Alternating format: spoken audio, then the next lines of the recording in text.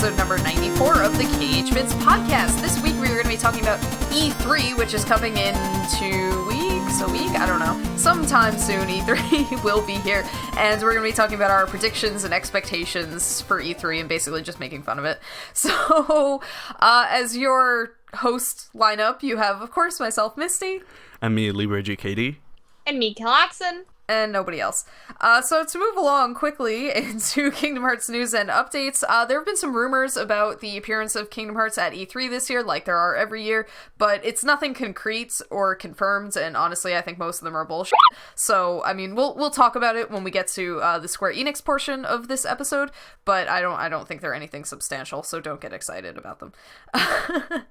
But if you do want to catch up on the news surrounding Kingdom Hearts Unchained Key, which is the new smartphone game coming out, definitely do go back and check out episode number 93 because we covered it like in detail in that episode. Yes.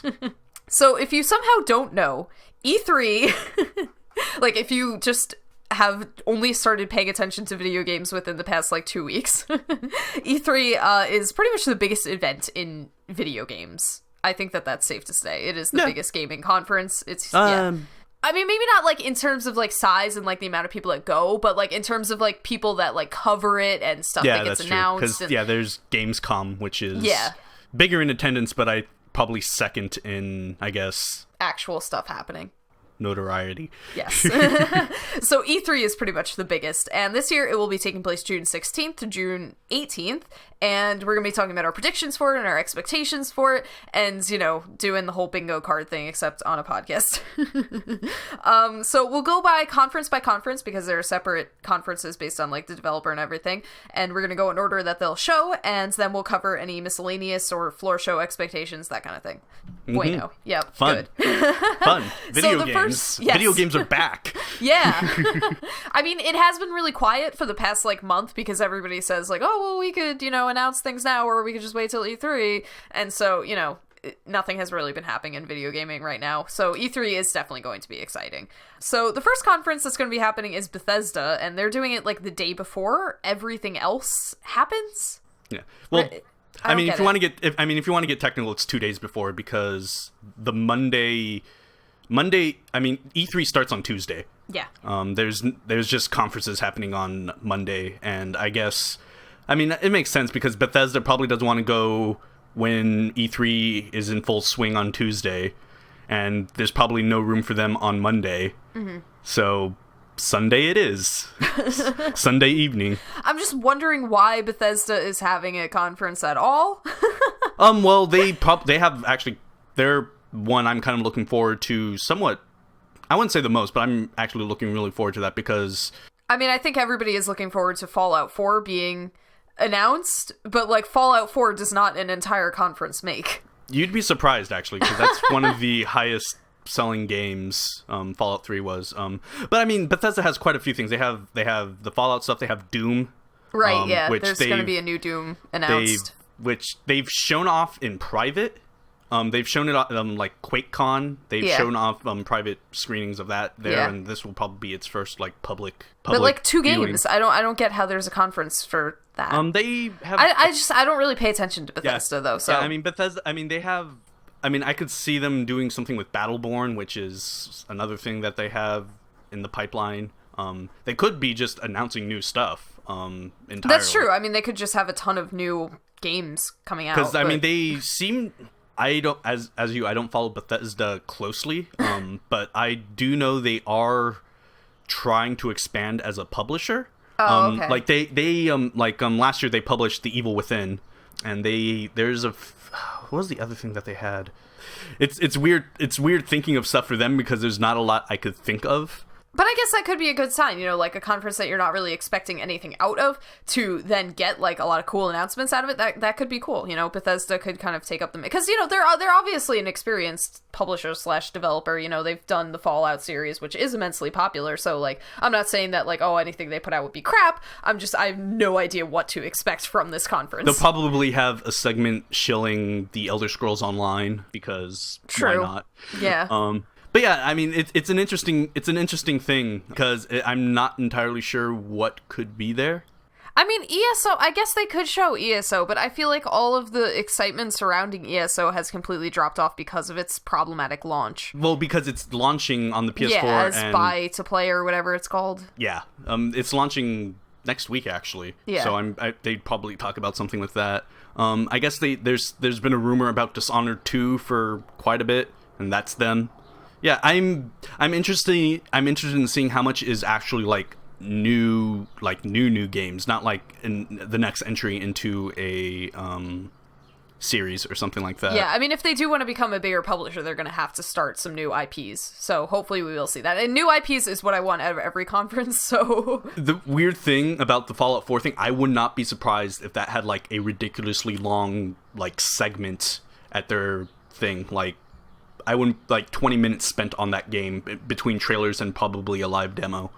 But yeah, it'd be interesting finally in actually seeing what they are bringing to the table, because as you mentioned, when you think of publishers that may have, a conference, Bethesda isn't really up there. I would think Activision would have one before them. Yeah, Bethesda is an interesting one, because... Yeah, it's interesting even just that it's, going to be 2 days before everything else. It's not even part of E3 in my brain. They're doing what Konami used to do. They used to have conferences, on the Sunday before E3 started.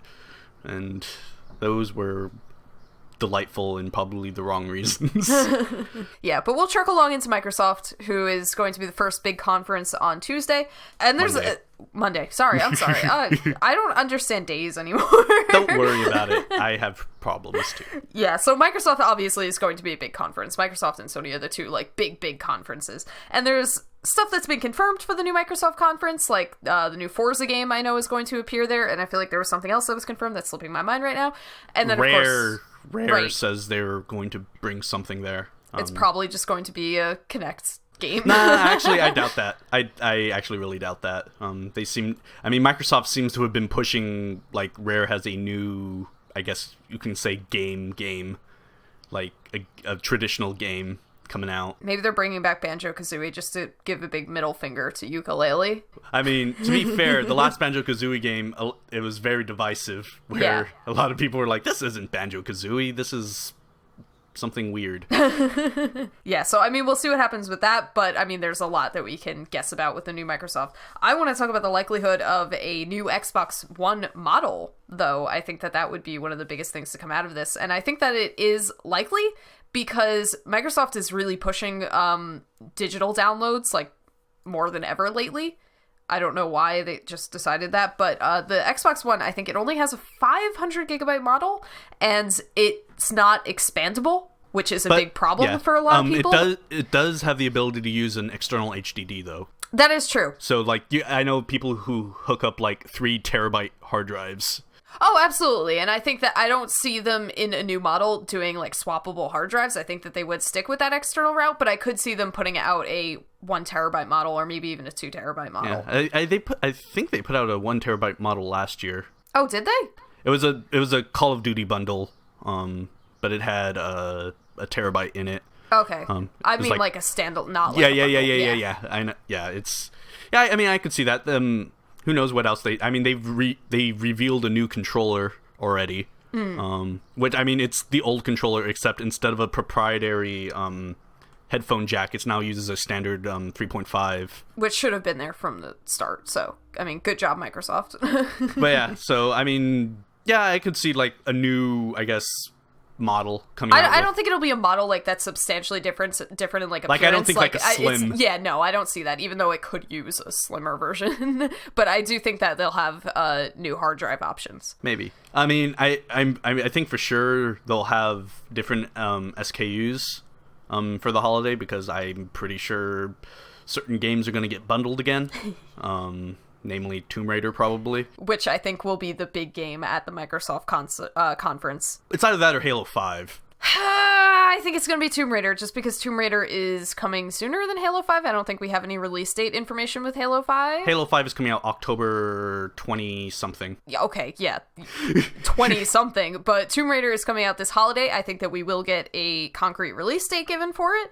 And I think well, when I said 20-something, I meant it was coming out this year in October. Oh, this year. Oh, if it's coming out this year, then yeah, Halo 5. But I want to talk about Tomb Raider. So okay, yeah, I can understand that. I am still really salty about Tomb Raider being a timed exclusive. So that is coloring my mention of Tomb Raider. But I do think that we will have an extended demo shown for it. And I always question whether it's like, do we know if it's going to be 1080p on the Xbox? Yeah. Okay. I'm not sure, but I'm pretty sure that's the case. Because I feel like they are definitely going to advertise it as such if it is, just to be like, this is going to be on par with what it'll be on later consoles when it is. I mean, they're not even going to mention that it is a timed exclusive. Yeah. They're really just going to be pushing the whole, like, hey, this is our holiday game for... Xbox. Holiday Xbox. It's not a timed exclusive, wink wink, because people hate timed exclusives. The Tomb Raider thing kind of kicked off today, actually, because there's a new trailer today. Mm-hmm.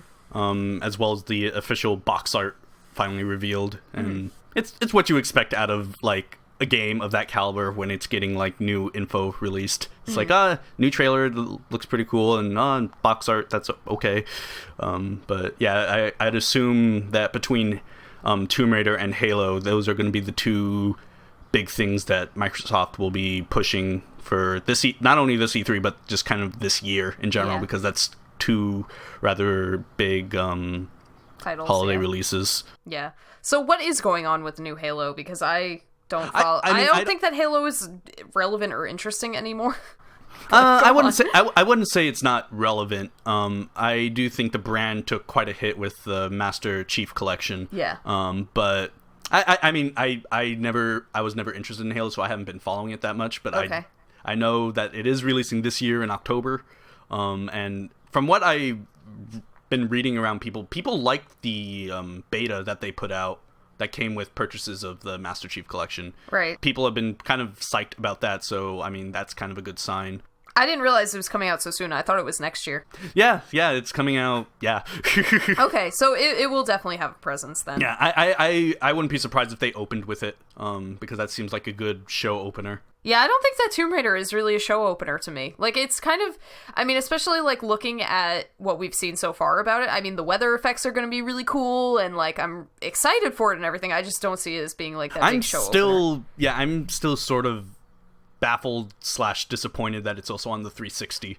Yeah, well, it's Microsoft. It's a weird thing. I mean, there are a few games that are still doing cross-gen releases, but they're very few. There's been a few that have been doing it, or they've announced it, and then they've, like, silently canceled the previous gen versions. Like, I know Dying Light did that. Mortal Kombat 10 was supposed to get a PS3 and 360 release, and then that got delayed until May, and then that got delayed again to a TBA. So who the hell knows what's up with that? But yeah, I'm assuming Halo 5 will probably be the show opener, and then Microsoft actually has quite a few games that they could show off that either their studios or studios they've contracted have been working on. Like they've showed, like last year they showed Scalebound and Crackdown, which they were just CGI trailers. Right. Last year, I'm probably going to get gameplay from those this year. Yeah, just I agree. Because that makes sense, and they're probably going to tease the next Gears of War as well. Yeah, that's another big one that everybody is kind of hoping like, for. Yeah, like what I'm guessing is a Halo 5 opener and a Gears of War closer, because I mean this year they seem to be releasing a Gears of War remastered for the Xbox One. It's the 10-year anniversary of the series, I think, so that would make sense. But though it's weird that it's only the first game. Yeah, I mean, there's been people who've been apparently in like they were QAing the game and stuff like that, and they decided they wanted internet fame, and they leaked it. They leaked it on to YouTube and stuff like that. So there's like images and videos of it out there right now. But yeah, I'm sort of interested in seeing just what Microsoft's studios are working on, because Rare has never been interesting for the longest time for me. And them working on like a traditional game instead of like Kinect Sports or something like that has me sort of intrigued. Because I mean they know how to make. I shouldn't say they don't know how to make games. Of course they know how to make games. But like they had a whole bunch of different like series and stuff, and just over time people left the company and they've refocused on other areas, because like Banjo-Kazooie is the big one for them, but they have also done like Killer Instinct, which Microsoft actually brought back, though with a different developer, Perfect Dark Zero, Battletoads, but yeah, I'm actually kind of curious for Microsoft Conference, because they have a lot that they can do, and I'm sort of interested in seeing if they could actually do a lot. Yeah, I mean, the thing about E3 is that, again, new IPs are always most exciting, but especially for Microsoft and for Sony, they really need to bring it with new IPs this year, because, you know, every year they go in saying, like, oh, we have so many new IPs to announce, and then I feel like not that much happens with them. And because nothing is really happening in gaming right now, I mean, stuff is happening, but, like, this year, most of what we're seeing is, like, sequels, that kind of thing, and because people have still been very hesitant to jump into next gen, new IPs is what's going to sell it, and Microsoft needs to bring that. I do think that they're also going to be featuring Windows 10. Oh yeah, because the Windows 10 release date leaked recently. It's August 31st, I think, of this year, which is very soon. I think Microsoft has officially said it was July something. Really? July 29th, I think, because I have on my taskbar, it has the like get free Windows upgrade. 10 thing, and so I reserved my copy, and I think it's a July 29th, I want to say. But really? I mean, I scrolled through the thing, I didn't like reserve it, and I didn't see a date, so I googled it, and I saw that August 31st leaked out, but okay, July, that's even sooner. That seems really soon, to be quite honest. That's like, I guess I should just be fine with it, but that seems like ridiculously soon to the point where I don't believe them. Yeah, but I mean, Windows 10 will be out this summer, I think. It will be out sometime this summer. Year. They do want to tie it very closely with the Xbox, and so I think that they will be highlighting some of those features, like their it doesn't have a name yet, I don't think, but their sort of remote play copy thing. And as well as their cross-buy thing that they have. That as well, yeah. Which, like, I wouldn't be surprised, like, on that segment that you're talking about, I wouldn't be surprised if they announced more games that have, like, cross-buy or whatever, because I think there's only one game that has it confirmed so far. And they'll just pretend to give a shit about PC gaming, you know. Yeah, I mean, I could see them announcing a few things, like Divinity: Original Sin just recently got announced for consoles, and for whatever reason, I wouldn't be surprised if Microsoft had like a cross-buy with that, which would be interesting, because that's like it's always weird saying like full title compared to like a small indie title, because Divinity: Original Sin is an indie title. It's made by an independent studio, but it's like a $30-$40 game. It would be neat if they actually did like cross buy with like everything that gets put up on both their app store as well as the Xbox One. Yeah.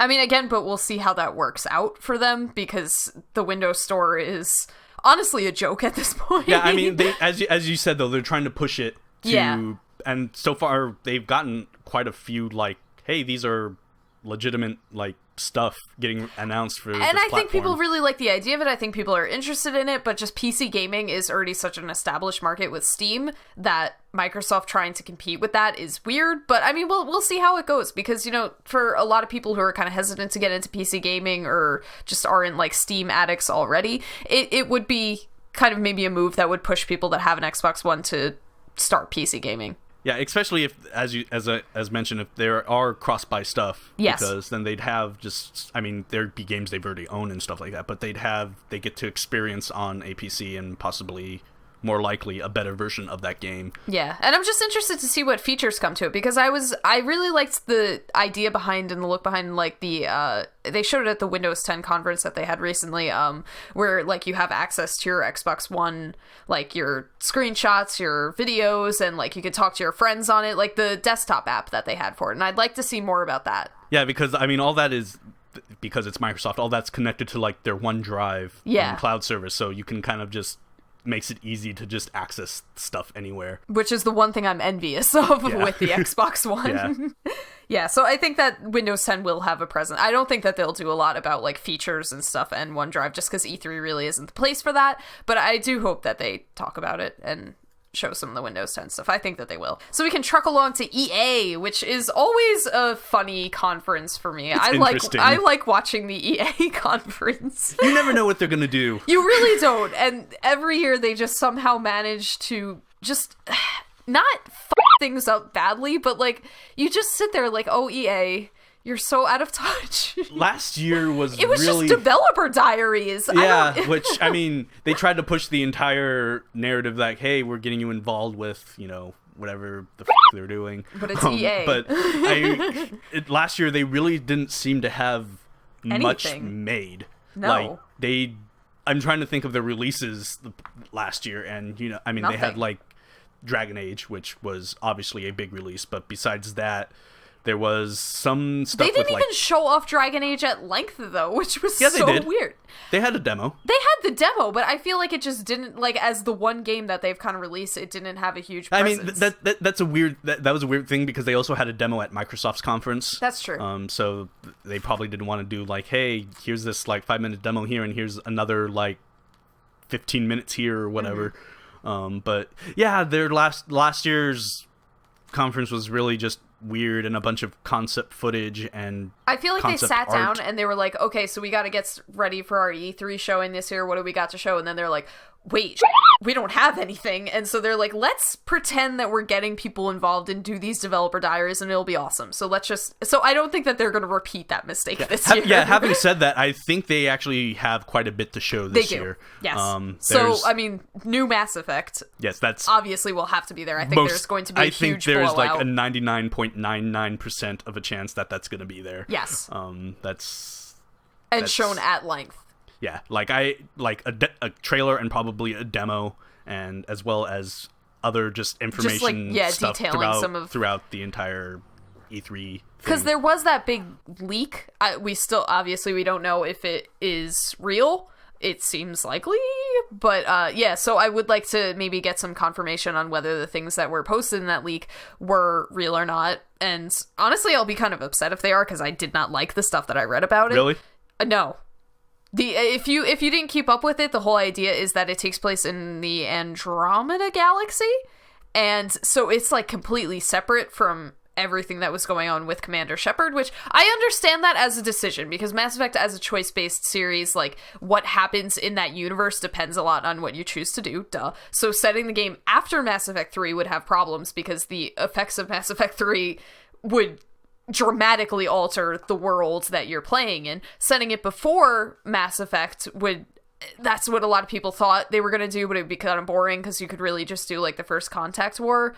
Unless you're doing something that didn't involve humans at all, which I don't think they would do. No, they wouldn't do that. Yeah. So it was a problem, and it was something that I was eager to see how they work around it, especially because, like, if they just said, like, okay, well, this is how Mass Effect 3 ended canonically, that would piss a lot of people off, because they've done that with other series. At this point, would it really matter if they pissed a lot of people off? I mean, like... Mass Effect 3 already pissed a lot of people off, so, you know, they might as well just, like, rub a little more salt in the wound and say, like, destroy was canon, deal with it.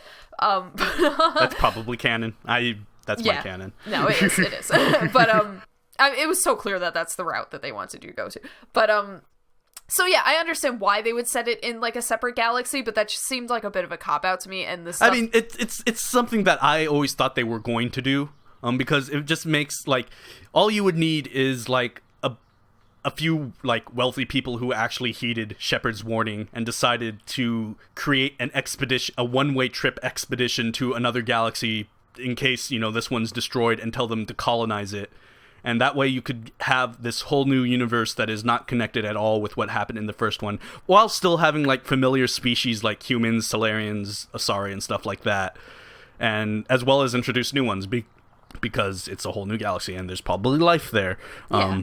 Though it brings an interesting question, because as far as I know with the Mass Effect thing, the Reapers were kind of just focused on our galaxy. Yeah. So, like, the mass relays and stuff like that aren't a thing in another galaxy as far as we know. So stuff like that, I will be interested in seeing how that entire thing patents out. But yeah, I mean, it's not like if like the leaks end up being true that I'll be like, oh well, I'm not playing this game now. Yeah, I'm just I'm the leaks made me kind of nervous for Mass Effect 4. I think a lot of people are kind of nervous about the next Mass Effect just because of how Mass Effect 3 went. Well, not only how Mass Effect 3 went, but just because it is something that is its own like entity apart from the trilogy. Oh, of course, yeah. That I mean, something like that is always kind of I guess, a gamble with how that'll turn out. Yes. I also think that a Mass Effect HD collection will be announced and given a release date that is fairly soon.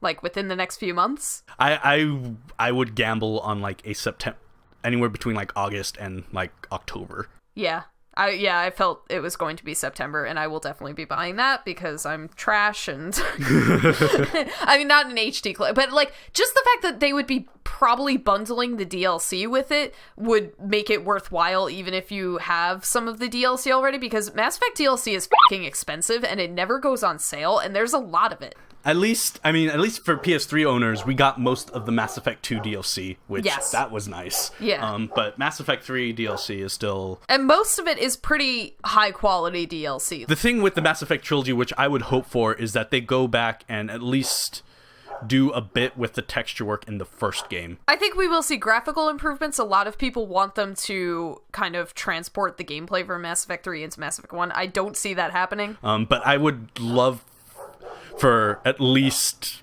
Mass Effect 1 to get some sort of significant graphical update, or even just stability, because the PS3 version of that game is terrible. Trash. It's so bad. It is just awful, and I don't know how I went through it so many times. That's my biggest barrier to playing it, because I've been wanting to replay Mass Effect for a while, and one thing I'm just like, oh, well, if the collection for the PS4 is coming out soon, like, why would I waste my time on the PS3 one? But it's also just that it's such a struggle to get through Mass Effect 1 on the PS3. Yeah, so EA is definitely going to be blowing out Mass Effect. Do we know about Battlefront, though? Because I feel like they said Battlefront won't really be a thing at E3.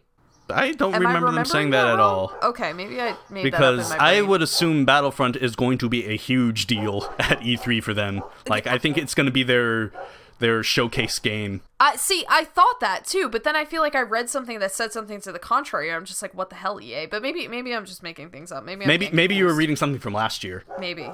But yeah, I would assume Battlefront would be a huge thing for EA. Like, not only trailer, but like a really long demo and stuff like that. Mm-hmm. I have a feeling Star Wars in general will probably be a big thing for EA. Yeah, I think that they're gonna reveal the new Star Wars game from Visceral. Probably just a teaser. Sort of like what Battlefront got last year. Yes. Was just kind of this short little teaser. Because I believe there's a Star Wars spin-off movie coming out in 2016. Yes. And I would not be surprised if Visceral's game were released alongside it for, marketing purposes. No, it's a complete coincidence that Battlefront is coming out this year and The Force Awakens is coming out in December. What are you talking about, timing? So I'm pretty sure they'll probably at least tease that, which I'm actually really interested in. I am because it is a action adventure game, I believe, and I think the writer, who is the writer of the Uncharted series, I think she can probably do a really good job writing a Star Wars game. Yeah. And we'll probably get an obligatory Old Republic mention. I don't think they're going to mention the Old Republic. I think they are. Like, I don't. That's the thing with MMOs. You always mention it in passing, at least, because they always have some new content coming out soon. So you always have at least something to talk about with them. I know you don't want them to mention it. This is colored by me wanting the Old Republic to burn in hell, but... I guess the only other really big thing they'll probably show off is, Need for Speed will probably get something. And Mirror's Edge 2. And Mirror's Edge 2 will probably be another big thing. I'll probably get a demo, just because that's supposed to be out, like, the first quarter. 2016, yeah. Yeah, the first quarter of next year, so Which like is before so March. weird, because we have not heard or seen anything from it since, I think, last E3. Yeah, which is probably why they'll probably do an extensive look, like, hey, this game is coming out within the next, like, 7-8 months. Yeah. So here's, stuff. I'd be interested, I'm not sure this will actually make an appearance, but I'd be interested in seeing more of that new Criterion game. We saw it a bit last E3 when it was literally like pixels on a screen. That it wasn't even gameplay yet. It was just models on like wireframing stuff. I'm actually really curious because I enjoy Criterion games. I really enjoy the Burnout games. And seeing them do like this open world, not open world, but like multi-vehicle just stunt fest of a game. I think that would be actually really cool to see what they can pull off. Yeah, I am excited for the new Need for Speed though, like against my better judgment. I am just because I like race cars and race car games, so I hope that'll appear, and I'd be interested to see the Criterion game as well. What are your thoughts on a new Titanfall? Because I was looking up before the episode like a bunch of people's like E3 wish lists, and I saw a new Titanfall listed there. I don't know. I mean, the first one came out pretty recently, so I feel like it would be soon for a sequel, but it was also a Xbox PC exclusive, like it didn't come to the PS4, so I could see them really wanting to push out a sequel. Yeah, I mean, they've already confirmed that a sequel is coming. Yeah. And that it will be coming out on the PS4, Xbox One, and PC.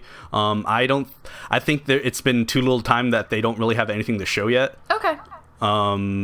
Like, I have it as a potential, like, on my little list of things. I have it as, like, maybe, but I'm kind of like, I don't think so. Yeah, I don't know how likely it is either. I don't think, though, because, I mean, it's the timing with that is weird, especially with EA if they want to have kind of their flow of, like, first-person shooters coming out, because next year Battlefield 5 is coming out as well, which, again, I actually don't think will be at this E3 because they have next E3 for that. But it leaves a weird position with Titanfall where that will be released in relation to Battlefield 5 because they are completely different games. Obviously, they're both first-person shooters, but they're really different. But I would still think EA wouldn't want to put two first-person shooters near each other. So I'm curious. For E3 though. For EA though, I am intently excited to hear how this year's sports games are going to be so much better than last year that they released. Grass effects. I'm actually, on a serious note though, I'm curious about how much they will dedicate. I mean, obviously they'll have their sports segment. But the I'm sports curious. segment is always so weird. It's so strange. I think it was basketball where they just were repeating those two words over and over again. I don't remember what the first one, but the second one was release, and it went on for like 30 seconds. Yeah, I mean, obviously, like FIFA and Madden and whatever basketball and I guess hockey game they have will probably be there. I'm honestly curious in learning more about their golf game, because I remember last year when they had a trailer for, and it was golf, but they ended it with them like playing golf over like a battleship and just weird fantasy shit going on, and that had me like, okay, I'm sort of interested in... You gotta sell the new game, so that is a way to do it. I'm sort of interested in just... not so much buying the game, but I'm interested in seeing the direction they actually take this game, if they are actually going to have like more fun with just the weird shit they can do. To be honest, I would buy a mini golf game. Like, I feel there aren't enough like mini golf video games out there, and that would be something that is of interest to me. I mean, I think that might be a limited audience. But that is true. But. Yeah. To pull Cal into the EA discussion, do we think that Sims will have anything shown at E3? I don't think so, actually. They just released, I think, one expansion pack and then 2 more stuff packs, so I don't think that they would have anything for The Sims. They could surprise us, though. But... I haven't been keeping up with what's been going on with Sims 4, just because of the stuff surrounding its release, so I didn't know what they were at with the expansion packs. But yeah, I mean, Sims is I guess I could see them tease a new expansion pack. Yeah. But, yeah, it's a weird thing. What else does EA have going on? I think that's pretty much it. Sports, Star Wars / Mass Effect, and there is that I'm looking at my notes right now. There is their new game from Hazelight, which they showed off a bit of it at the Video Game Awards in December. It was that I don't know if you remember, but it was that trailer of like people like on a train, and they were just like these two people talking to each other. It's made by it's a new studio, but the founders of that studio were the people behind Brothers Tale of Two Sons, and they kind of announced that they have a new sort of it was bigger than their last game getting released, and that EA was going to be publishing it. So maybe that will be there, just because we actually haven't heard anything about that game since that like 5-second teaser.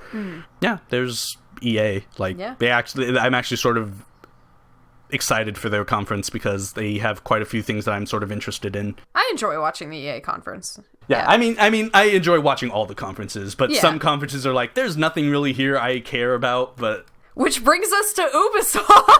Yes, this is actually, it's weird. Like every other year I was sort of interested in kind of what they had, because I mean, despite its failings, I sort of enjoyed the Assassin's Creed series. I sort of stopped liking the Assassin's Creed series after their last release.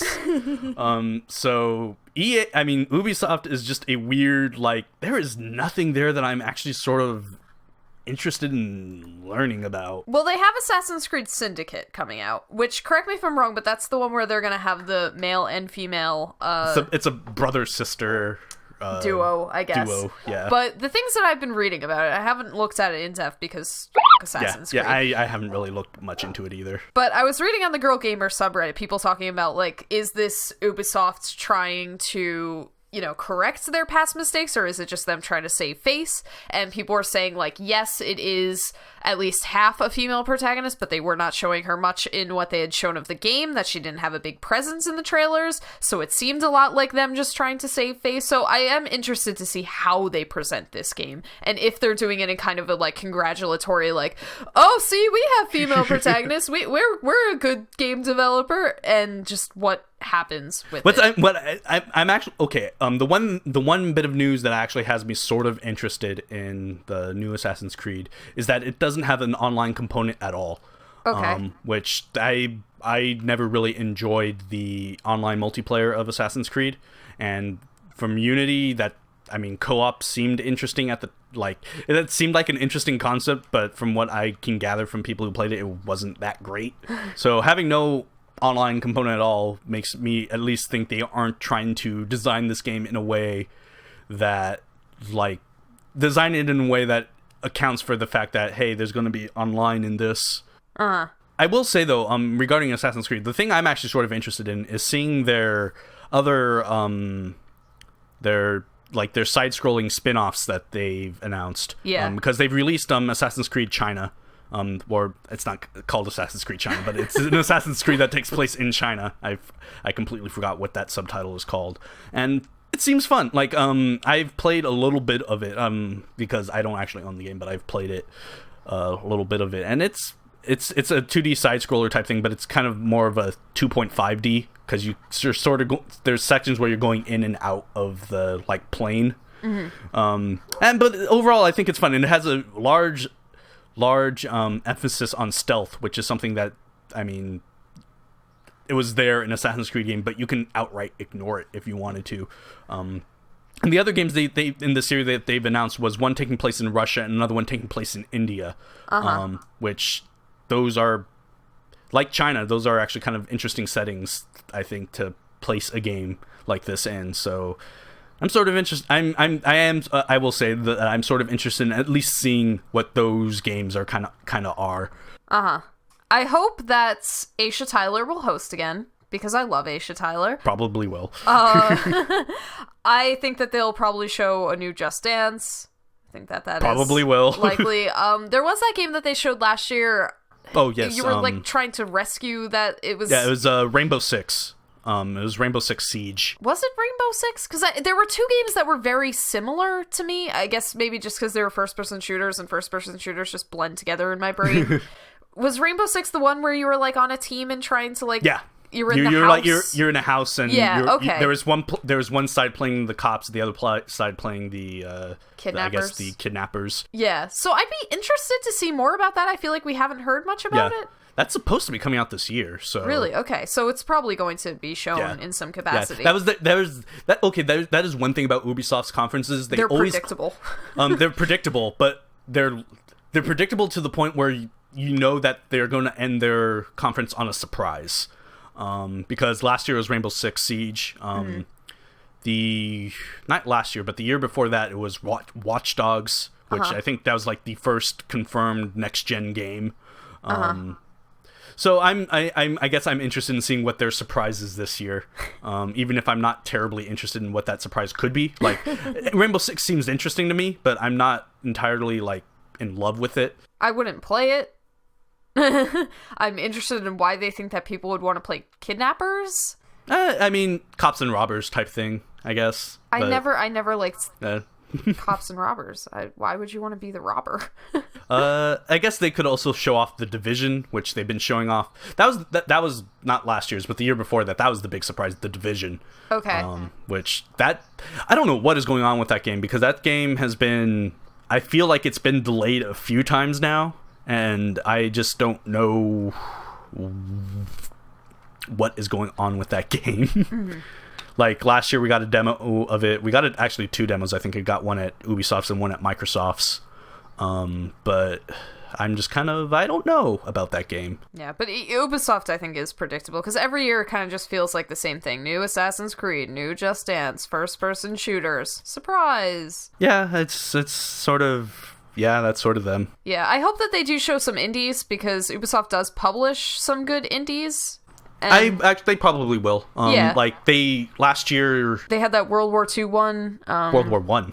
Whatever. Not enough of those.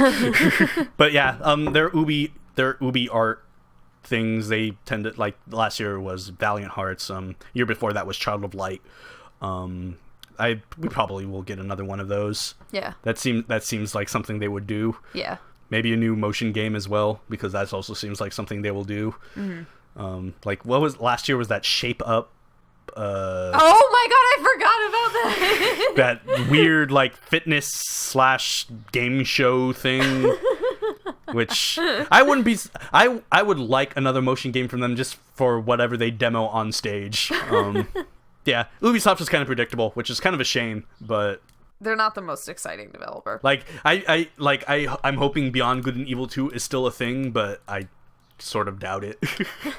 Who knows? Maybe we'll get a Watch Dogs 2. I don't think that is going to happen. But moving on to kind of the big one, Sony is the next conference. Early prediction, conference will start late and have technical issues. Yeah, probably. Probably a safe guess. I'll actually say most of these conferences will have a technical issue or two. Yeah, but Sony is special. I don't think they had one last year. They did with the audio. I'm trying to remember. It was very brief, but I think that they just, like, put on the wrong audio channel on the stream, and because you could hear, like, people talking, and it didn't sound like talking that you were supposed to hear, and you couldn't hear the person on the stage. I remember last year Microsoft had a game like freeze or lock up, and same thing with Ubisoft, I think. I think somebody had problems with the lights. I think that was during a Batman it was game. Technical live demonstration, folks. But Sony, so it's always funny when it happens to Sony to me. The real question is just how late Sony will go. I do think that their conference will probably be the longest one. They tend to have the longest conferences. I'm gonna say 7 minutes this year. That it will be 7 minutes late. Yes. I could see that. I could see that. Like, I can see anywhere between, like, 5 and 10 minutes. Anything beyond that, it starts getting ridiculous. That I don't think that'll happen. Yeah. So I want to start a pool, basically, based on, how long we think that Sony will take to go on. But I think that Morpheus will be shown. I think we're going to get a big reveal with Morpheus, that they're going to... not big reveal, but they're going to demo it, and they're probably going to announce some games for it. I don't think they'll demo it. I think they will, so... Because that... VR is a hard thing to demo. That I don't think they'll devote a lot of stage time to a Morpheus demo. I could see like I can see like game announcements and stuff like that, and even some more like talk about the Morpheus itself. But I feel that the demo would more be suited for like actual hands-on demos with people who are sort of like there on business. Like I could see like either on the show floor itself, but also like private demo things that companies usually hold for stuff. But yeah, I'd be like I know Morpheus is sort of a big thing for Sony, but I just have doubts that it will be a like on stage demo thing because of how hard it is to demo it to a public like that. Okay, that's fair enough. I still think that they're going to demo it, though. So we'll see who turns out to be right. I hope also that they reveal a new firmware update for the PS4. I know a lot of people want DLNA support, but it is kind of getting to be time for them to do a new firmware update. I really hope that they will give us the uncompressed screenshots thing with it. That would be nice. Yeah, because they did tweet something about it. Like, somebody tweeted at them, and they had a response that seemed encouraging, I guess. But, I mean, maybe that's just customer service being customer service.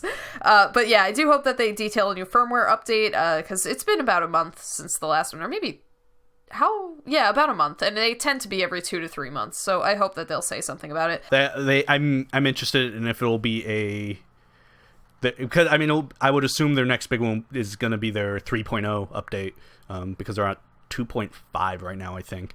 So I would hope that their 3.0 would include something kind of well, obviously, if you're moving up a whole 0.5 of a version, then you're including something substantial in your thing. Yeah, and DLNA is really the next substantial thing that they need. I do hope that they open up themes a little bit more on the PS4. I want to be able to kind of, I guess, mix and match them, you know, like choose my sound theme and my background and be able to have a custom background if possible. I would just want to have a custom background. Like, that is, like, that and folders are, like, my two most wanted things for firmware for that. Because I don't know why there are no folders. I think we were going to get an extended Uncharted 4 demo and possibly a trilogy collection. I don't know about that one, but I think that is coming sooner rather than later. I've heard things that there's probably going to be a trilogy collection out, and it will probably be out this year. It makes for a good stopgap, I guess, between from now and when Uncharted 4 releases next year. As I said with Microsoft, I can see them opening up with Halo. I can see them opening up with Uncharted, because they're definitely not going to close on Uncharted. I actually thought that they would open with Battlefront. Yeah, that was the thing. I was thinking they're either going to open up with Uncharted or Battlefront. I think it's going to be Battlefront, just because there is a lot of Star Wars hype going on right now. I'm leaning towards Battlefront, but I think Uncharted 4 will probably get a demo somewhat early in the conference, though. Yeah, I agree. Because, I mean, it's an anticipated game, but it's also a game that sort of had a presence last year, and as well as already had a gameplay demo at the PlayStation Experience. So I would think that they probably want to get that out of the way as soon as they can, and not dwell on it. Do we think that they're going to say anything about the Vita? No. Like, I will. I agree. I mean, did you hear what Andrew House had to say about the Vita? No. He basically said that it's a legacy system in North America and Europe. So, I mean, there's probably still going to be game announcements for the Vita, because there's still Japanese support for that system. Like, we'll probably get a few stuff out of that. But yeah, I'm not really expecting Sony themselves to really say anything substantial about the Vita. I also think that The Last Guardian will not appear. I will be on the contrary to you, and I think it will appear, because so we will see if that pans out, but it's not happening. Because I say this every year, and you do, and every year you're disappointed. It's a weird thing with The Last Guardian, in particular, because Japan Studios, it's a huge studio. It has like 500 people working for them, but they haven't. Their last big game they put out was Knack, for the PlayStation 4 launch, and they haven't really done anything since. So you think that they're working on The Last Guardian? Yeah. And the thing about The Last Guardian, I think, is that when it's re-revealed, it's going to be re-revealed when it's out within like the next 6 months, because they aren't going to re-reveal a game like that and say it's going to be out sometime next year. And do you really think that The Last Guardian will be out in the next 6 months then? Maybe. Yeah, okay, all right. Yeah, it's not happening. No. Let me dream, man. Just let me dream. Yeah, all right. Good luck with that. I'm always curious about kind of the Japanese support for the PlayStation 4. Well, I mean, the PlayStation 4 really hasn't been adapted that much in Japan. Which is why I'm sort of curious about their Japanese presence this year, because Sony themselves seems to be going out and trying to make things happen that normally probably would have happened. Like recently they partnered up with Capcom for Street Fighter V and Dragon's Dogma Online. Square, they've done Dragon Quest Heroes, as well as Star Ocean 5, as well as helping with the new Dissidia game. They've been doing other stuff with Namco. It's just Sony seems to be in a position where the Japanese publishers aren't doing much because console gaming isn't a huge thing in Japan, but Sony still wants it to be a thing in Japan. So they seem to be going out of their way to try and make games like happen. To persuade Japanese. It's such a weird situation, because Japanese people don't really own PS4s, so publishers don't want to make Japanese games on the PS4 until more people own PS4s, but more people aren't going to own PS4s if they don't have games to play. So I think that Sony is doing the right thing by just kind of throwing money around and trying to get something that sticks. That is A-okay with me. Because yeah. And we get good games out of it. We're getting a Dissidia game out of this. Yes. I think I have a hard time thinking that Dissidia wouldn't be a thing without Sony, because their arcade machine is basically a PS4, a modified PS4. So I'm happy that there are at least some publisher like Sony that's trying to get things to happen, because I'd be sad if nothing did happen. Yeah, I think that they are going to try to make us care about PlayStation Vue and Powers again. And I don't think they will succeed again. Powers did okay for them. It did okay. If they greenlit a second season, that's something. Yeah, but they spent, I think, more time than they needed to on it last year. Yeah, they didn't spend that much time on them. It felt like a long time. Yeah, because they spent 5 minutes on it last year. It felt like a long time. Let's see. I think that PS1 and PS2 classics may be coming to the PS4. I'm really hopeful about that. That'd be nice. That would be really nice, but that might be pipe dream. Yeah. Maybe that's their 3.0 firmware update. Doubtful.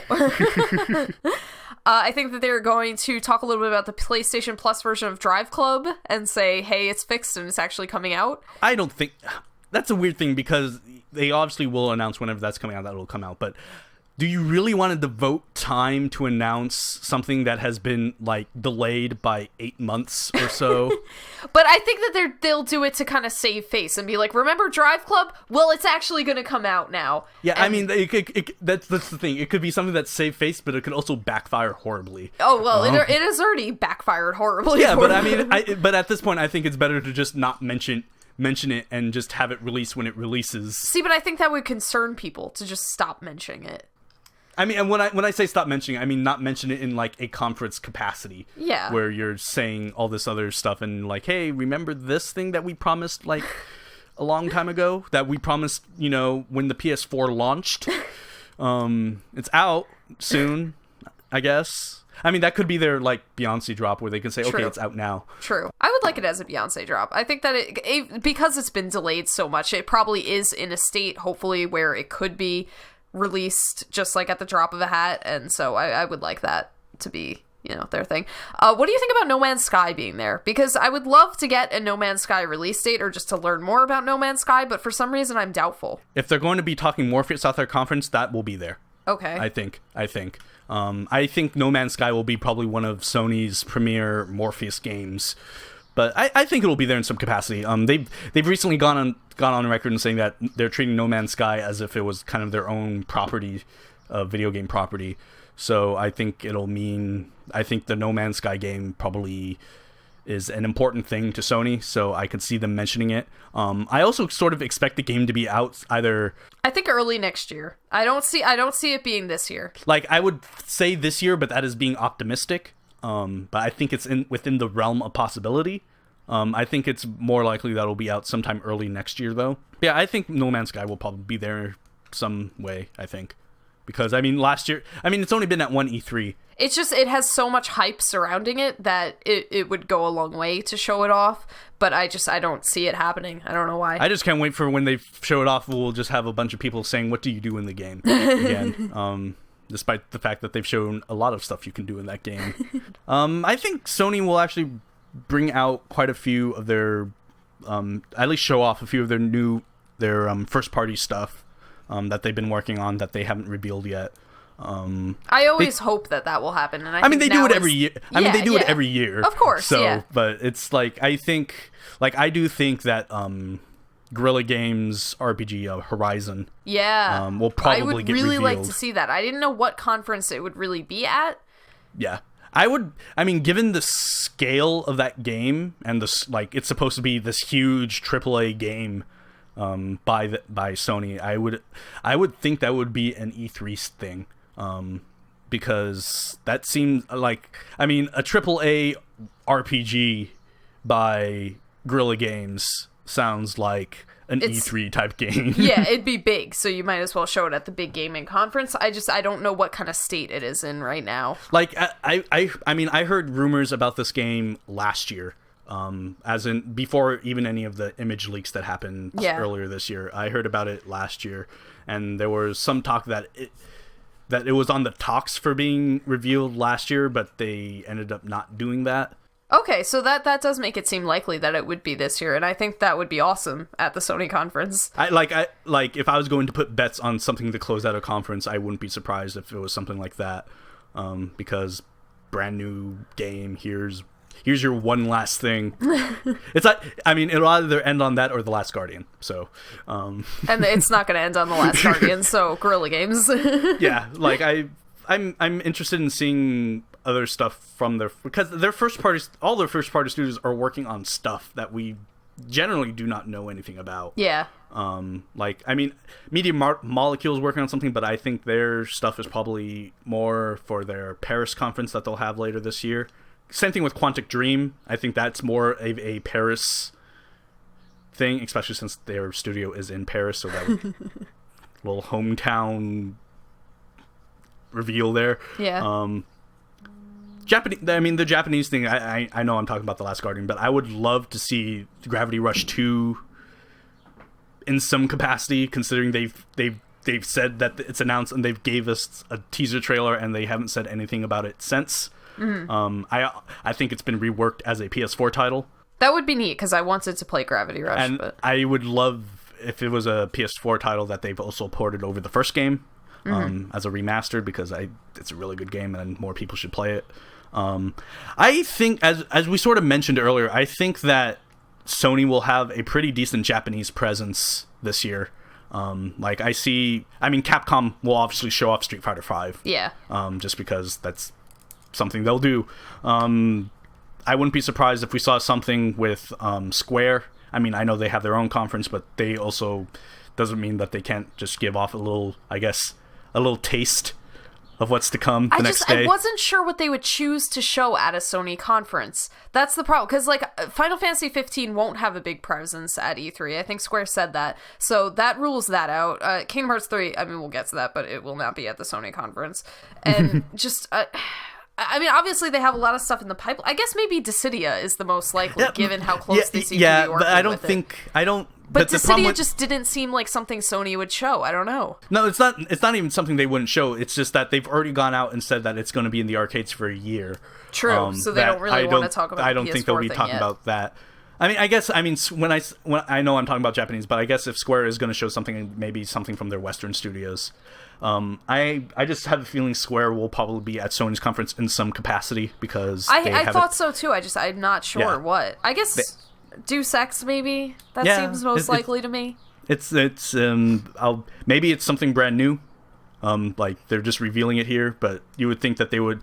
I mean, I think they would save a reveal for their own conference. Yeah, you would think that, but I mean, you could also go in with, we'll reveal it here, like a teaser, and then here's like the full reveal at our thing. True, that's true. I mean, Toriyama is working on something new, and of course there are their Western studios. I'm afraid of what that is, because I do not want 10-3 to happen.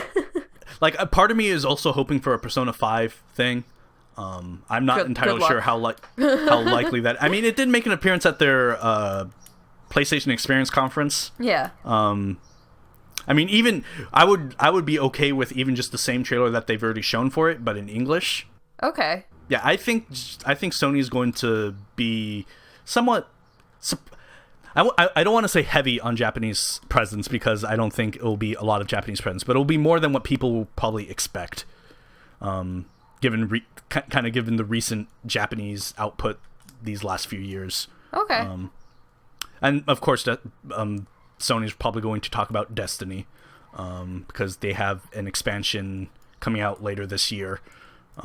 So that will probably take up some amount of time at their conference. Yeah, and all conferences to come for the life of that series. But sort of like how Call of Duty is always at Microsoft's. Yeah. Destiny's will always be at Sony's. Though I've been hearing things that Call of Duty isn't going to be at Microsoft's this year. So, really? Yeah, I've been hearing a lot of things that may be at Sony's, which is not something I would want. Just because I don't want time put onto that game at their conference. Not to say anything about surprising. Yeah, not to say anything about the quality of the game or anything. It's just like, it's a Call of Duty. I know what it's going to be. I don't need a screen that says sometime later and switching off to another aspect, area of that game. Yeah, I mean, I think Destiny will be mentioned, but I don't see a lot of time being dedicated to it. I could see a trailer.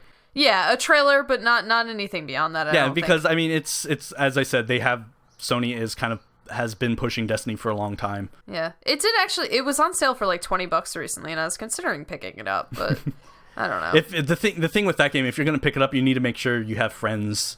Yeah, one of my friends does play it, so that's, yeah. But yeah, Sony's always been marketing Destiny, and they have their huge like $40 expansion pack coming out this year. Yeah.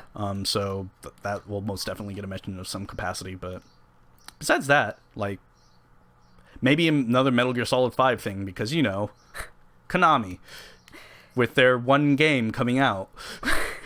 I mean, but Metal Gear Solid was shown at Microsoft last year, which was it was shown at Sony's last year. It was shown at Microsoft, or was that the year before? That was the year before. Oh, okay. Last year it wasn't a demo or anything, but they had a trailer, kind of near the tail end, which would have been great if it wasn't leaked like a few hours beforehand. It's just I don't know what to expect about Konami at this point in their, like, with everything that's going on with Konami. I could see them just having a non-presence at E3. Well, they have a booth at E3. I mean, in the conferences, I should say. Yeah, I guess. Yeah. It's like, I would only assume Metal Gear Solid, because there's a Metal Gear Solid 5 PlayStation 4 getting released. I would love to see a Battlefront PlayStation 4 get announced. Really? They should just make... what would you want that to be? Would you want it to be a black PS4 with Star Wars stuff, or a white PS4 with Star Wars? If we're talking about, like, financially, I would want it to be a black one, because then I wouldn't be enticed to buy a new PS4 and trade in mine. Because if it was a white PS4, which is what I would really love to have, then I would be very, very, very tempted to trade in my PS4 and get a Star Wars PS4. A white PS4 with like a Stormtrooper motif. Especially because I really like the new Stormtrooper helmets that have been shown for The Force Awakens. So I would. Sony does have a history with that. They had a Star Wars PSP that had. I know. I know. Maybe they'll have Chewbacca come out on the stage again. That would be very cool. All right, moving on to Nintendo Direct. Nintendo Direct is so strange, and I'm excited to actually watch it this year, because I never watch it live. I always like catch up later. I think we'll get Zelda Wii U shown. Really? Yeah. Even after they said it wasn't going to be at E3? Did they say that? Yeah. Oh. When it got delayed, they said that they didn't have plans of having a presence at E3. Oh, I mean, they could always maybe, when they say that, they may say like, it may be like, oh, here's like a small trailer still, but yeah, who knows? it got such a response last year that I feel like it would be good to bring it out, but I mean, Nintendo is Nintendo. I would really like to see a new Metroid title. I think that it's time for that series to get a new title. I'm not like a super fan of Metroid, but it's it would be interesting if they bring it back, what kind of game they bring back.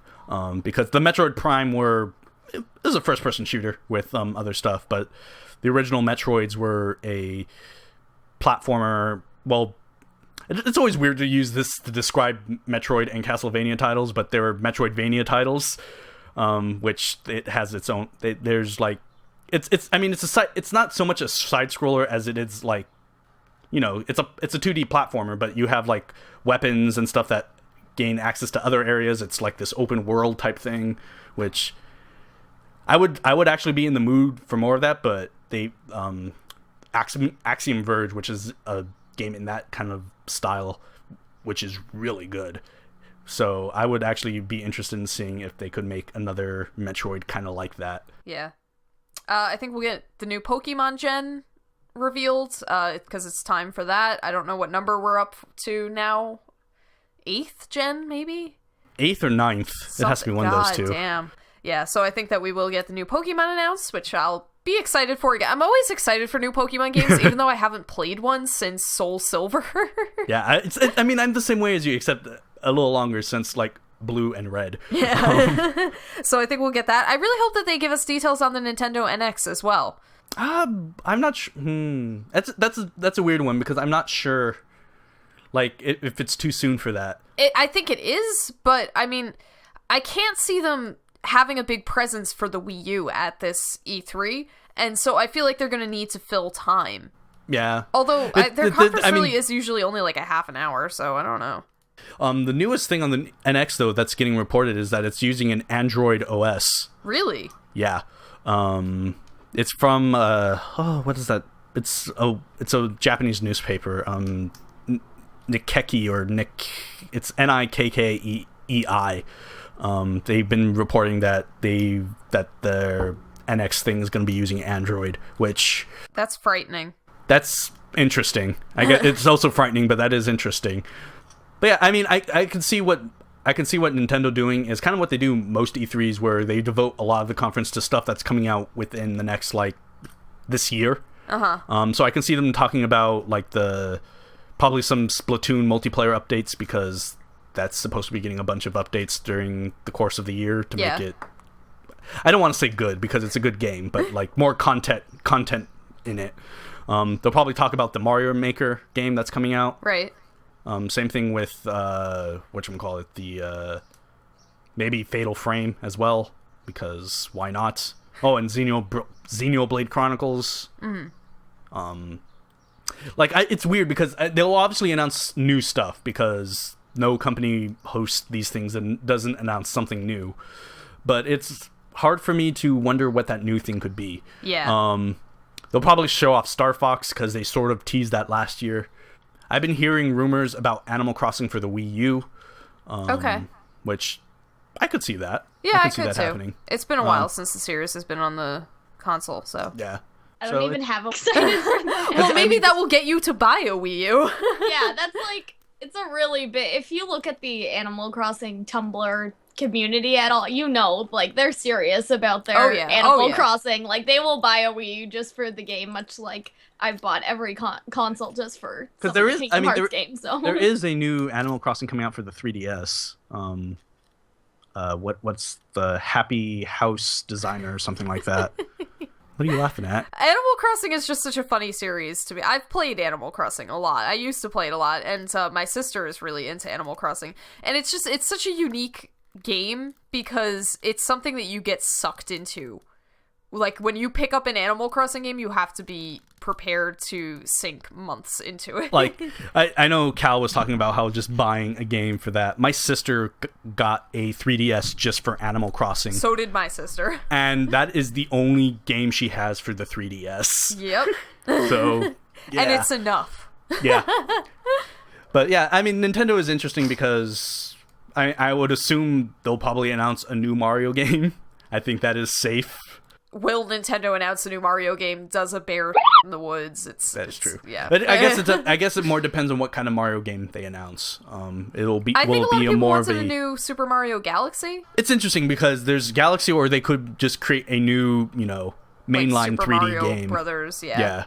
They could also. I've been hearing stuff about a new Paper Mario as well. Oh, that would be cool. It's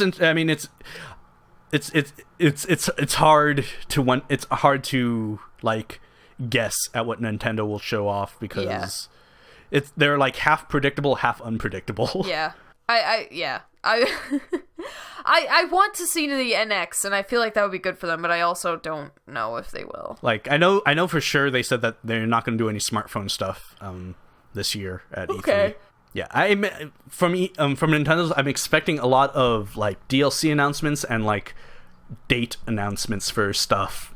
I mean, we'll probably see like Smash Brothers DLC, like new characters and stuff, and probably new amiibos because physical DLC,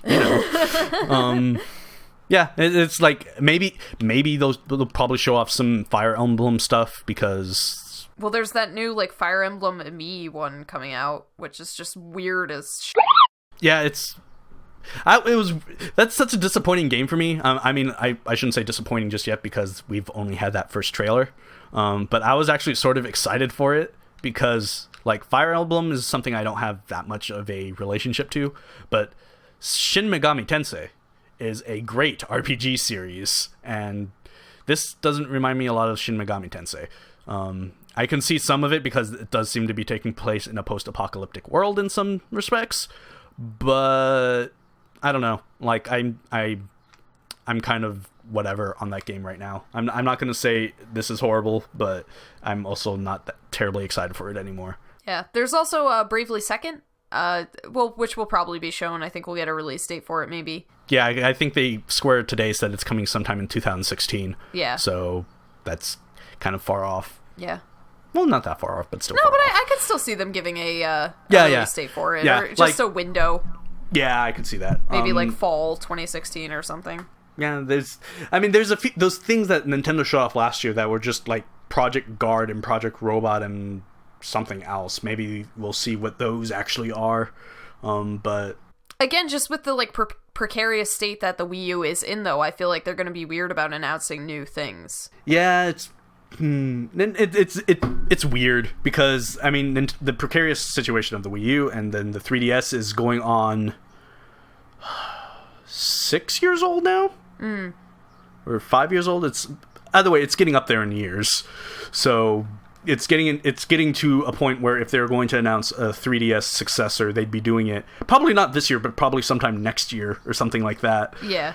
But, I mean, we'll see what happens with the NX, because that could be a 3DS successor, just not a 3DS in a way. I don't know how else to phrase that. Yeah, it'll be their next handheldy type thing. So I'm just hesitant to say Nintendo will announce a lot of new stuff. I think it'll be a lot of the expected stuff from them. I think you can expect probably some new stuff, but nothing. Oh yeah, huge. I mean nothing. Yeah, just nothing big. I'm curious about what Retro Studios is working on, because they're the ones who made Metroid Prime, but they also made the Donkey Kong Country games, the recent ones. And Tropical Freeze came out in February of last year, so who knows? Yeah. All right, and moving on to the big one for us. Yes. Square-Enix. For us. Yeah, for us. For like I highly doubt this nobody will else. be a big one. So I guess we'll start talking about Kingdom Hearts at it. I am going to say, and I think that you guys are going to agree with me, we'll get the HD collection probably announced for the PS4, which will include Dream Drop Distance, and I don't think that Kingdom Hearts 3 will be there. I'm iffy on that. I think they'll mention it. I think they'll mention it. I don't think they're going to show anything. I think it may be another like 15-second teaser. Yeah, if they do show something, it will probably be just like, I think it'll be probably a more fully realized version, I guess, of what we saw at the launch event. Yeah, could be. That'd be boring for me, though. I don't see it being an extended demo. I don't see a trailer coming out, and it will most definitely not get a release date. No, it's because I saw people posting links to some backwards ass website that's like, rumor Kingdom Hearts 3 will get release date at E3 2015. You guys, it's clickbait. It's clickbait. Stop sharing those articles. This is completely irrelevant to Square Enix, but you hear that rumor with Silent Hills and Microsoft Yes. Oh, dear God. Like, that was so... First of all, if a rumor for something like Silent Hills is going on saying that the game is 80% complete, and that Microsoft is buying the franchise for billions of dollars, billions as in, like, the last time they spent that much money was buying Minecraft. And if you think Silent Hills is worth as much as Minecraft, I have, like, a bridge to sell you. But it's similar with Kingdom Hearts. If you think that Kingdom Hearts 3 is getting a release date before Final Fantasy 15, then, like, check yourself. Maybe they do both at the same time. I'm joking. I'm joking. No. Do not take me seriously. People listening, do not take me seriously. And stop taking Kingdom Hearts. I know we all want Kingdom Hearts 3 to have a release date and to get news about it, but it's not happening right now. Please just everybody wake up to that and stop dreaming. I love that everybody is so optimistic and that you let yourselves believe this stuff, but it's not happening. It's going to crash. What? And your expectations are going to crash. Yeah. I want to protect you guys. I'm doing this out of, like, the goodness of my heart. I don't want people to be disappointed. It's too late for me, because I've tried not to get too excited about the aspect of Kingdom Hearts 3 being there, but it's not too late to save the rest of you. Having your hype trains crash are some of the most devastating things you can have happen to you. Yeah. And you always ended up if you do that, you always end up with just hating everything because you're always disappointed. You hate everything, and you hate yourself too, because you're like, why did I let myself believe? I guess this is coming from someone who's talking about The Last Guardian, but... This is coming from somebody who still thinks that Knights of the Old Republic 3 might happen. In my heart of hearts, I still want to believe. I mean, at least in my defense, Sony is still saying it's being worked on in some capacity. Whereas mine has been killed, effectively. But yeah, it's Kingdom Hearts 3 is not happening at this conference. I do think it is likely, though, that we will get an HD collection of the Kingdom Hearts games for the PS4. At least the PS4. Yeah. Other platforms to be determined. Yeah. But yeah, Square, I think, is actually probably one of the most interesting publishers, just because of their split between Western and Japanese development. Right. So there is a lot of chance for variety in this particular conference, unlike something like Ubisoft or EA. And they're particularly interesting this year just because they're having a conference altogether, because there is a lot that they can show, but there's also a lot they can reveal. Yes, because the last time they held a conference was back in 2006, where they revealed the Final Fantasy 13 series of games. Yeah. One of them, which hasn't been released, the other one that just got released in the West last year. But yeah, they actually have a lot just sort of announced right now. They have obviously Tomb Raider, which will probably be both here and at Microsoft's. Mm-hmm. There'll probably be a Deus Ex demo of some sort, because that's looking exciting. They'll probably do something with Just Cause 3 as well, right? Just because that's supposed to be out this year. So. Yeah. I think they'll plug Final Fantasy 14. I don't think we'll see it at length, but the new I can expansion... see, like a trailer, because the expansion is coming out, I think, the week after E3. Right. So I think we'll get a trailer for that and nothing really else. Because, I mean, you can't expect them to come out with, like, new information when the new expansion is just coming out. Do you guys think we'll see Final Fantasy Mobius? How do you pronounce that? I don't know. I think Mobius is fine. But yeah, I'm not sure. As like a smartphone title, I always question if smartphone will have a presence at E3, but it is supposedly being treated as like a big Final Fantasy, so I don't know. Like, I guess, like, it's kind of the same thing I've said for Unchained. If it's at E3, I think it'll be part of a mobile, like, montage of stuff. Right. Because I mean, I can see a montage of that type of stuff, because they can say a bunch of their, like, smaller releases, and then they can say, oh, here's Unchained and here's Mobius and some other, like, big game that they have coming to mobile platforms. So I can see it being there in that capacity. Yeah, I think that they confirmed that Final Fantasy 15 will not have a big presence there. They said there will be a trailer. So yeah, there will still be a trailer. So that Yeah, for Final Fantasy 15, I mean, we still get excited over, like, screenshots, so that is, yeah. What is going on with Dragon Quest? Because I know that we have Dragon Quest Heroes, and then there's, like, the Dragon Quest 8, is it? Yeah, Dragon Quest Heroes is sort of the thing coming out for the PS4. It's coming out October 13th this year for the PS4. Dragon Quest 8 is a remake of the PS2 game. Right. Or not so much a remake as it is sort of a remastering for the 3DS. Given Square's track record, I am not sure that'll get published outside of Japan. Okay. Because they remade Dragon Quest 7 for the 3DS a number of years ago, like 2-3 years ago, and it has no signs of being localized at all. And Nintendo doesn't seem to be interested in localizing 7 either. So given that, I'm not sure 8 will be at E3, just because... If it's not going to come to, like, worldwide, then don't show it at E3. Save it for TGS or something. Dragon Quest is a weird series, just in the West, I should say, because Square seems like they wanted to support it, and they put games out, but they didn't do that well. And so they stopped bringing things out over here. Just because it is such a Japanese series. It's weird, because, I mean, we're getting Dragon Quest Heroes, which surprised a few people. But again, I think this is more to do with Sony throwing in their support and trying to get, Japanese games made. But yeah, I think that will be the extent of Dragon Quest presence, because it is such a Japanese thing that they aren't going to announce, like, the next mainline Dragon Quest game at E3. Yeah.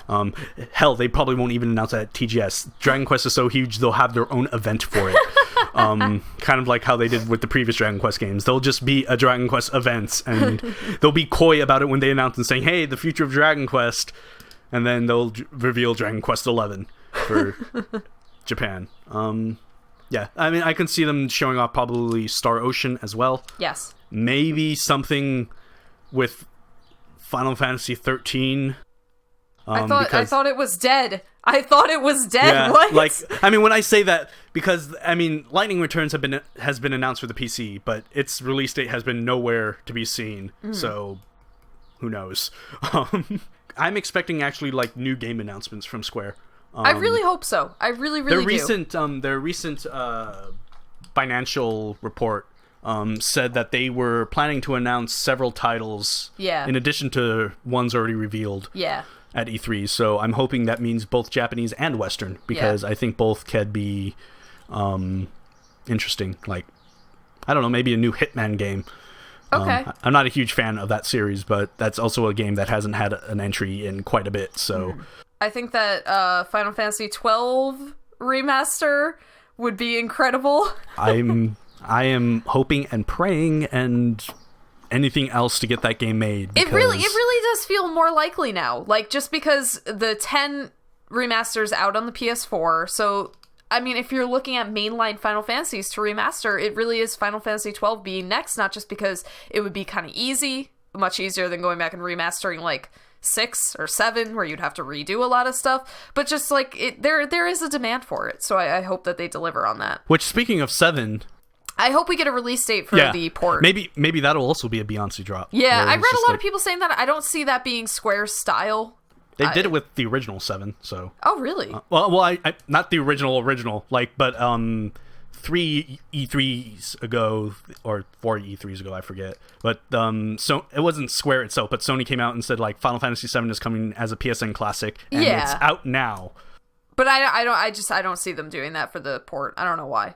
But I mean, it is just a port, so. Yeah, that's true. That is true. It's not like a lot of effort goes into that. I really hope we get a release date for episode 4 of Life is Strange. I know that we talked a little bit about Life is Strange being at E3, and we were saying like it might just be part of like a montage of games that Square publishes but doesn't like develop in-house. But just because of the success of Life is Strange, I feel like they might amp it up and give it a little bit more. Yeah, of a feature. I can see like an episode 4 trailer, just like. Here's and then that's release date at the end of that. Yeah, a brief trailer, not anything big, but just Life is Strange has gotten so popular that I'm happy that it is as popular as has gotten. Oh yeah, because it makes me happy that a game like that's not what I would call a traditional game I told you guys that you make a game about women and it's gonna be freaking awesome. But yeah, I can see something with Life is Strange having some sort of presence. Right. Just because, as you mentioned, it is this really popular thing now. Call me optimistic or crazy. It could be both. I almost want to see like a handheld montage from Square, which include the Vita. Because Square of all people are actually still putting stuff out on the Vita. Unlike, other publishers. And given that Square is really the only publisher holding a conference that would even put a game out on the Vita. Yeah. I have like slight hopes that they'll announce something like, hell, even announce a Final Fantasy 12 remaster and have it be PS4 and Vita. I could see them doing that. I'd be A-okay with that. The thing though is that they said no to cross-buy with the Final Fantasy X one, so I think it would be like cross-save like the Final Fantasy X one, but even that would be neat. I'd be okay with that. I mean, if I remember correctly, and I don't really look at it, the Final Fantasy X remaster on the Vita is really cheap. So it's weird though if you want to buy it used, because unlike Japan, 10.2 came in as a download voucher.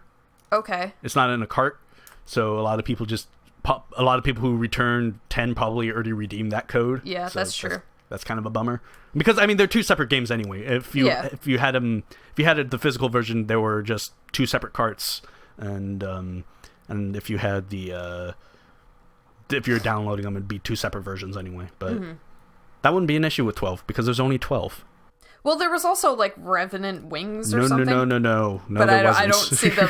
I don't see them including that. I mean, unless they decide to go ahead and stealth announce a HD like remaster of Tactics, then I would be A-okay with that. I would be very okay with that as well, but I do not see that happening. But I would want it. Yeah. Okay. Well.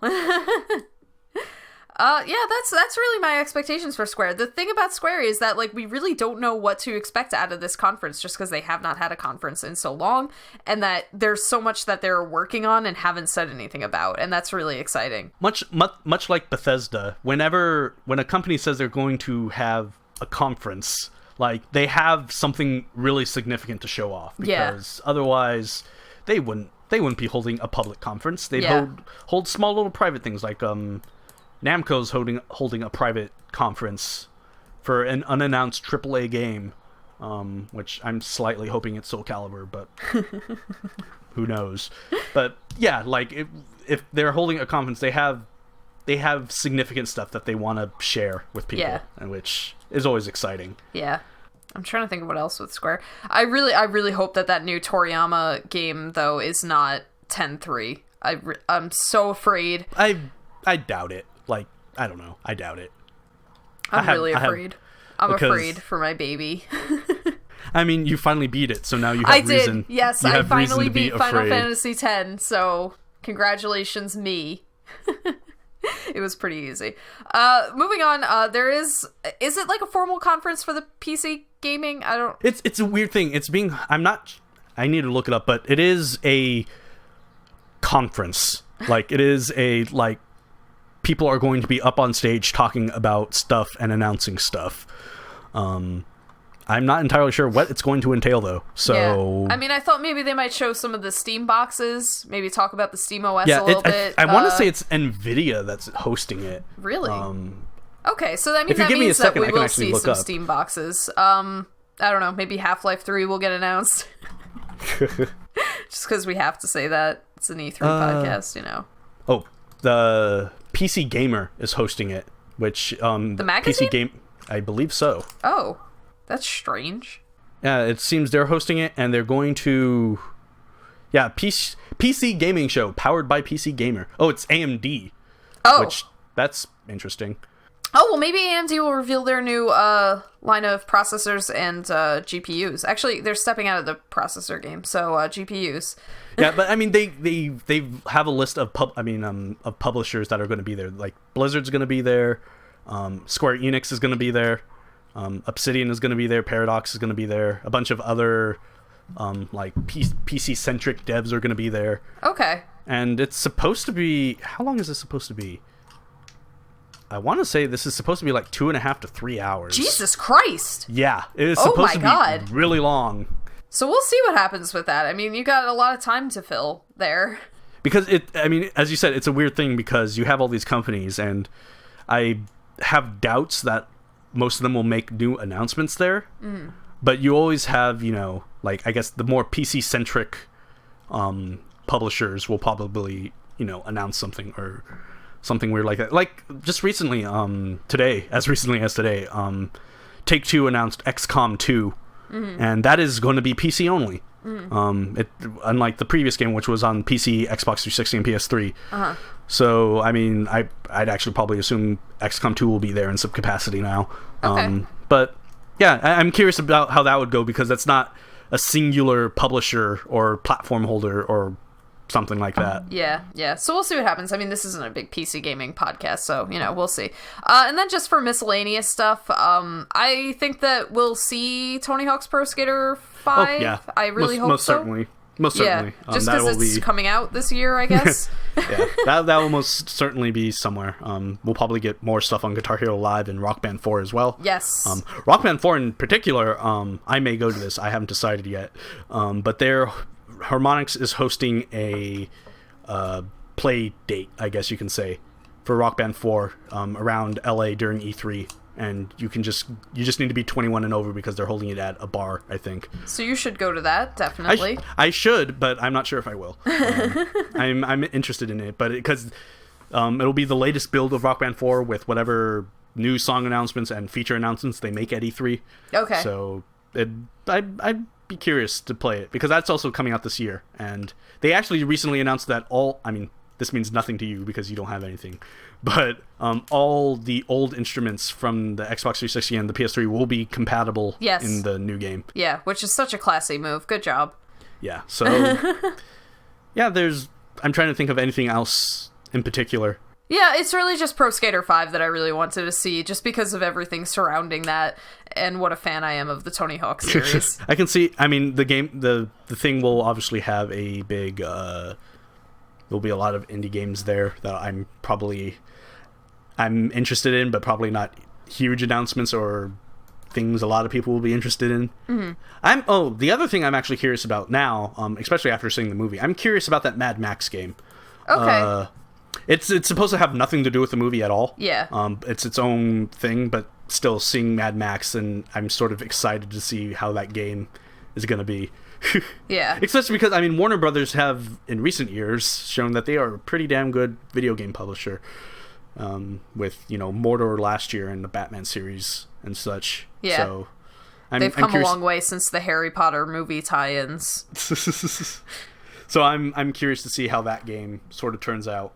Mm-hmm. I'm sort of curious about Konami in the sense that I'm curious about what their booth will look like. Because I saw what their booth looked like last year. There was a lot of empty space. Like a lot of empty space and red carpet. Like it was funny. I was watching it was a side thing, but Giant Bomb did a little feature to show kind of what their day at E3 looks like. So they were recording stuff, as they were going from place to place and stuff like that. Uh-huh. They got to the Konami booth. They started to talk a little bit about it, and then a representative working that particular booth said, "You can't film our booth." I imagine there will be empty space where Silent Hills could have been, but there's Metal Gear Solid and nothing else. Yeah, there is nothing else. Like, they usually have a Pro Evolution Soccer thing, but they aren't making one this year. At least I don't think they are making one this year. I doubt that they are. I don't remember them saying they would. So Metal Gear Solid, I guess, is just, that's it. Yeah, I'm just curious about how that booth will look like, because it's bound to look like nothing. Another interesting note that Sega, for the first time in I don't know how many years, they aren't going to have a booth this year. Again, I'm not sure what they have, so it's weird. That's just weird in the sense that was a major console manufacturer, and now they're like nothing. They're struggling to be a thing. I'm curious about just everything. Yeah. This year, because it seems that certain companies, they have a lot to show and they should show, and other companies are like surprising that they have things to show. I mean, as much as we can sit here and predict, and like, it's really just, you gotta watch it and see what happens, and we're excited to do that, given like all the stuff that we've discussed. And if you would like to get in on the E3 action, we will once again plug our E3 coverage plans. We want to do live coverage this year, which means that we will be streaming the conferences to our Twitch channel with us doing commentary and reacting to what's going on. So if you're interested in joining us for that, it'll be streamed to Twitch. Let us know, because we just want to know what kind of interest there is surrounding that, whether people will watch us and join us. You can just sit in the chat and talk to us and enjoy E3 with us. So, and see if our predictions come real. And here are snide comments. Yep. The snide comments are always the highlight. So definitely do let us know if you're interested in doing that. And let us know what your predictions for E3 are, what you want to see, what you're hopeful to see, what your dreams are.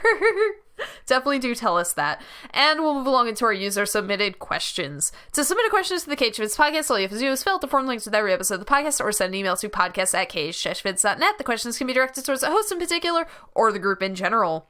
So the first question is from Graxy, and he asks, if a member is in need of a forum helper and the staff isn't available, who fills that role? This is an inherently contradictory question, because no one has ever been in need of a forum helper. We've tried this. Yeah, so it would never happen. And if you are in need of something, I mean, there's like private messages that you can send to the staff when they're not online, and the feedback and assistance section. So, I mean, that's the not fun answer. The fun answer is no one has ever been in need of a forum helper. The forum help? Or do they mean the moderators, or was there something that... Okay, history in the lesson. that I wasn't a part of. History lesson time. Okay, I was back say, back in the day. This was 2006. We were on PHPBB, which is a different forum software. There's like vBulletin, PHPBs, and 4IPB, all of them. So we were on PHPBB, and we were preparing to move to vBulletin. And the idea was to have a group called Forum Helpers that they were below moderators, and the responsibilities of a forum helper were never really ironed out or planned, but they wanted to have somebody below moderator. Basically, they served, as the name implies, people who would help on the forum, help on the forum, but they had no real power whatsoever. Exactly, and it's sort of intended to be like a stepping stone to moderator, but I mean, we quickly discovered that was a terrible idea. I was supposed to be one of the original forum helpers. That thankfully did not happen. I just kind of leapfrogged it and went straight to moderator, but we had them for a really long time, like at least a year or two, and that's where the green user group comes from. That when we were sort of creating the news reporter user group, which eventually became like media reporter as well, we were like, well, we have this forum helper user group that we do not use, so just toss them in there. So forum helper was just this weird position, I guess, that we had. I was gonna say, if there's like a group on the staff right now that I don't know about, that would be really bad. No, so forum helper will never return. It was a terrible idea, and it never panned out. There was a lot of terrible ideas in the early days. Oh yeah. The next question is from Quilligan, or Drew, and he asks, do any of you watch Steven Universe, and what are your views of what it is and how's it going? I've heard things about that, and I've been interested. I've never actually watched it, though. I am a big fan of Adventure Time, so naturally Steven Universe would be kind of on the queue, I guess. I promised my sister that we would watch it together. She actually watched the first episode without me, which is one of the highest betrayals of humankind. But yeah, so we promised that we would watch it together, and she's just been really busy, so we haven't had a chance to yet. We also watch Adventure Time together, so I'm really excited to get on the Steven Universe train, because I love a lot of the stuff that Rebecca Sugar did with Adventure Time, and it definitely did change the show when Rebecca Sugar left Adventure Time. I'm not going to say for the worse, because I love Adventure Time. It's just kind of different now, but Rebecca Sugar did storyboard a lot of my favorite episodes. She wrote a lot of my favorite episodes. She wrote the songs from my favorite episodes, like What Was Missing, and just like every great Adventure Time song was kind of done by Rebecca Sugar. So I love Rebecca Sugar, and I would really be interested to see what she does with her own show, especially because there are, from what I understand, some very overt lesbian overtones to Steven Universe, and that's what I love about Adventure Time. Yeah, as I said, I've been interested in watching it. My sister actually watches it. She likes it, and I don't like you because I was I'm a fan of Adventure Time, so I've always been kind of curious about jumping in to another show. It's just I have a very hard time jumping into shows. Like, I don't know what it is, but it always takes a lot for me to actually start watching like a series or something, even if I want to. So yeah, I haven't watched it, but I've heard good things about it. Oddly enough, I heard that it has a really good RPG game for the phone. Okay. Which there's like it was the weirdest thing because I was just on sites, and then all of a sudden just the Steven Universe game for mobile like was exploding with people saying how great it was. And I was like, that kind of had things stacked up against it. It's a mobile game that's a tie-in to a TV show that's just, I don't know, but Adventure Time games are not renowned for being good, so except for Card Wars. Yeah, so I mean, I don't know much about the Steven Universe game, but yeah, me neither. I just heard like, oh, this is a really good turn-based RPG, which it's not a lot of those. Yeah, and the thing about Adventure Time, if you've been watching it and keeping up with it, is that it's gotten weird lately, like weirder than usual, like scary a little bit. And so it would be nice to have something maybe a little more lighthearted, which I hope that you can't handle it. Would be. I can handle it. It's just sometimes you need a little bit of a break. Yes. Yeah, so I'd be interested. I want to start Steven Universe soon. And those are all of our questions. We're actually running low on questions, so please do submit your questions to the KH-Vids podcast by filling out the form linked with every episode of the podcast. Yeah. Usually we talk about community news and projects. Now, I don't have anything to mention except for our E3 plans, which I already plugged, so... Game of the month finished. Because today is June 1st. Yep. Which, that's surprising to me for some reason. I don't know why. But yeah, Batman won, because that's kind of the biggest game coming out this month, so that was kind of no surprise whatsoever. And that's all I will say about that, because I don't really know much about the Batman game. I had to do research when I wrote up the topic for that game, because I haven't been following it at all. So it was an educational experience for yes, you. I now know some bits and pieces of info about that game. And this is not exactly community news and projects, but it's the podcast, so we'll say it. Today is Peace and War's birthday. He was the previous podcast host, so happy birthday to him. I forgot how old he's turning. 23, I think. Yeah, so happy birthday, Ross. Yes. Happy birthday. Yeah, he's a previous podcast host. I know. I know. And so there are a lot of ways that you can participate in the podcast and be a previous podcast guest yourself. Maybe not host, but guest. So you can submit to be a member guest on the KH-Vids podcast by filling out the form linked with every episode of the podcast. All you need is a Skype account, a microphone, and headphones, and we would love to have you. You can submit your questions to the KH-Vids podcast, once again, by filling out the form linked with every episode of the podcast, or send an email to podcast@KH-Vids.net. You can suggest a topic for the KH-Vids podcast by filling out the form linked in the sticky in the podcast section. Let us know what you want to hear us talk about. Suggest spoiler casts for us to do, that kind of thing. And of course, just leave us a comment on every podcast thread. For this week, you can again let us know what you're expecting at E3, what you're hoping for at E3, answer our user submitted questions, that kind of thing. Let us know that you love us and that you listen to us.